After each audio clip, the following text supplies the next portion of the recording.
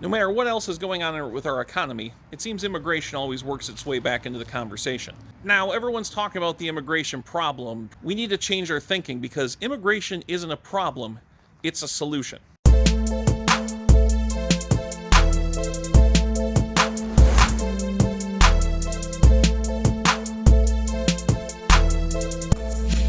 Hello, Dan Trudeau here. I'm the VP and Executive Recruiter at PRA USA, and today I'm here to talk to you about the state of immigration in 2021 and where things need to go from here. Now, to set the stage as to where things are today, in a previous video I was talking about the worker shortage going on in the United States and why it's not a short-term thing. Even the U.S. Department of Labor has pointed out that this is a huge problem in the United States, and the lack of people to fill jobs is creating supply chain bottlenecks, lack of important supplies to people, higher prices because of those things, etc. Now, there was a lot of debate coming into this year about, what was causing this shortage of people. There was a lot of blame for, the extended and enhanced unemployment benefits. There were people talking about how the companies don't pay enough, etc. And while all of those things did play a part, the extended unemployment benefits have ended. Companies are paying more to bring people in the door, but the problem persists. So at the root of the problem is a shrinking United States workforce. And like I said, this is a demographic issue. It's not going anywhere. There are no short-term fixes. However, there is one solution sitting there that could help significantly that we are taking advantage of, and that, of course, is immigration. Now, when it comes to immigration reform, boy, you can get people really talking on that one, sharing their opinions, but there's been a lot of talk and little to no action when it comes to genuine, comprehensive immigration reform. And that's becoming a bigger and bigger problem because not only is immigration just part of who we've been as a country, and we can talk about the ethical elements of it and what have you, but frankly, immigration and a reform of immigration has become critical to our future economic well-being. Now, as you might expect, immigration took a huge downturn in 2020. I mean, everything took a huge downturn in 2020. I would say the majority of people that were outside the system weren't as concerned about it because there was a question of, what to do with the people already here and how they're going to have jobs a year from now or what have you. So immigration, again, took the big hit, but it really wasn't on the top of everybody's mind in terms of what we need to tackle for our future well-being. Now, here we are, 2021. Instead of people scrambling to find work, we now have companies scrambling to find people. Now, again, there's been a lot of debate about this, but it really comes down to some certain elements. One is a record number of retirements in the last year, and it's just going to continue to roll that way.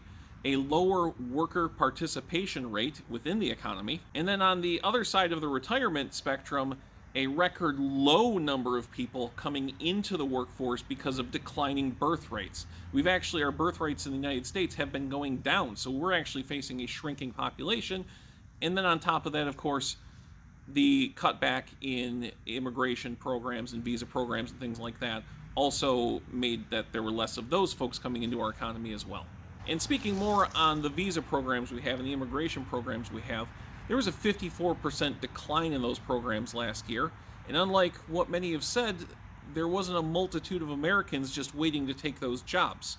A lot of those jobs remained unfilled, and a lot of them are unfilled to this day. Now, most of the talk about immigration focuses on the immigrants themselves, which, is understandable, but there's another dimension, another layer to this that people don't talk about a lot, which is the negative effect that low immigration has on this entire nation and our entire economy. Because this lack of workers we're having supply chain disruptions, prices are going up, companies can't open their doors when they'd like to. You've seen there's a lot of places closing earlier than they used to, maybe not being able to open on Saturdays, things like that is really cramping their business and having a bad effect on everybody. Now, this is leading to some pretty bad issues, including critical services not being available to people because, say, for instance, medical facilities don't have the people they need to service folks. Therefore, the service isn't available. As of today, immigration is our best tool to take care of this problem. We could maybe turn the birth rate around, but that's people's individual choices and what's good for them. And even if we could turn around, it'd take a generation or two to do it.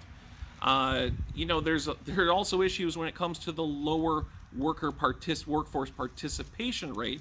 Again, that's another problem we've got to tackle, but that alone take a long time and won't solve the problem of that shrinking workforce. Then there's the solution of just developing our own people better. We've got liabilities in our education system, our social programs, etc., that could probably be more effectively used to get more people into more opportunities, to open up economic doors to people.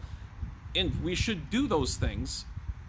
But those things alone won't solve this problem either. It's that dire. And besides, this isn't an either-or proposition. It's not that, if we do immigration, we can't do those things. We can do all these things, and we need to do all these things to maximize our potential. In the meantime, we have millions of potential American citizens just waiting to come here and do their thing to help us expand our economic horizons, to make things better here, and we're not doing it. And a lot of people resort to a couple incorrect ideas. One of them that is that, we've got limited resources here, and somehow immigrants will take away from that.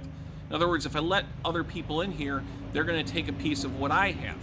Now, that fear goes back as long as we've had immigration in this country. It's never been true. Immigrants add to our economy. They don't subtract from it. Here's a couple facts for you. One, immigrants have a higher workforce participation rate than American citizens. It's not a huge difference, but it's more. So, there goes the lazy immigrant stereotype right out the window. Now, as we've seen, they also fill a lot of gaps in our employment picture, in our economic picture. There's jobs they do that, again, we've seen there aren't millions of Americans waiting to do it, so they fill those gaps. And going back to immigrants growing our economy, they have an incredibly high entrepreneurial rate. A large percentage of our entrepreneurs are from another country. So again, they're opening new businesses, they're creating new jobs, they're adding to our economy. The United States has always benefited from immigration, no matter what turmoil, no matter what crises we were going through. People talk about, maybe we can't afford to do it right now because of these problems we have. It's not like we didn't have problems 100 years ago. It's not like Americans were all rich and prosperous 100 years ago. There wasn't anyone poor struggling to get by. Yet we didn't use those as excuses. Well, sometimes we did to our detriment, but use those as excuses to push back against immigration. When I talk to people from whatever part of the political spectrum they come from, almost everyone says immigration is good, but, they just want legal immigration. They don't like people, the idea that people are skipping their turn in line to jump in here illegally. And yeah, illegal immigration's a big issue, but I think people don't understand what the problems are with the way we've got it set up today. So when the question comes up, why don't illegal immigrants just wait their turn in line? The answer for most of them actually is because there is no line to wait in. Our current immigration system is severely outdated. It's not up to par with what our current needs are. And for most people, there actually is really no practical legal way for them to come here. So let's just say you're a hard-working person in another country who would like to come to the United States and do your part here, become an American, do your thing in America. For most of those folks, like I said, there isn't actually a way to do it. The way you can come to the United States legally now is you either have a family member that you can connect with and go through the immigration process with them. You come through some sort of work program. Like a lot of videos I talk about the H-1B program and people who get engineering degrees and come work in the United States. That's what we work with a lot at my company. There's a program like that. If you're a refugee from a place with some sort of conflict or troubles where you get to claim refugee status, then you can come to the United States and get a green card. If you don't fit one of those categories, good luck. There's really almost nothing you can do. Now, I'm not looking to excuse illegal immigration or say it's totally fine that people are sneaking in without any sort of check or anything like that. I'm not saying that at all. What I'm saying is, if there were a legitimate path for those folks to be able to come here and become Americans and become part of a legitimate, legal part of our society, it's hard to believe that they wouldn't take that route. A lot of them aren't coming in illegally because they're devious or they want to take things from us. They're doing it because that's their only option to be here. And even if you are following the legal process, like I said, it's outdated, it's dysfunctional. Through my work recruiting with engineers here, I've seen a good number of talented engineers whose skills we desperately need, who very much want to become productive Americans, have their lives here, build life here, help us build wealth and prosperity here, who have had to be sent home because of some sort of number that they don't reach or something like that, that was created decades ago and is no longer relevant. So even if people are doing it legally, that's no guarantee that it's actually going to work out for them. I mean, the idea of protecting American jobs is laudable and, should be done, but none of our current programs are protecting American jobs. Like I said, they're actually hurting us in the long run and draining economic activity out of this country. That's what we need to fix so that everyone can have opportunity. So there are legitimate concerns about immigration and illegitimate concerns about immigration. There's still, let's face it, there's still a lot of fear of the other out there. The idea that they might not blend into our culture or anything like that. But that's the same way people at one point felt about Irish people, Jewish people, Italians, Hungarians, you name it. At some point, those folks were new to our country and faced the same sort of questions, the same sort of accusations, the same sort of fear. It shouldn't have stopped us then, and it shouldn't stop us today. The biggest issue now is that for all the talk and arguing about, fixing immigration, there's very little political will to do it. Multiple immigration bills get brought up every year addressing this part of it or that part of it. Most of them get shot down, don't get a little any action, but whoever the representative or senator says gets to say, oh, I tried to do something.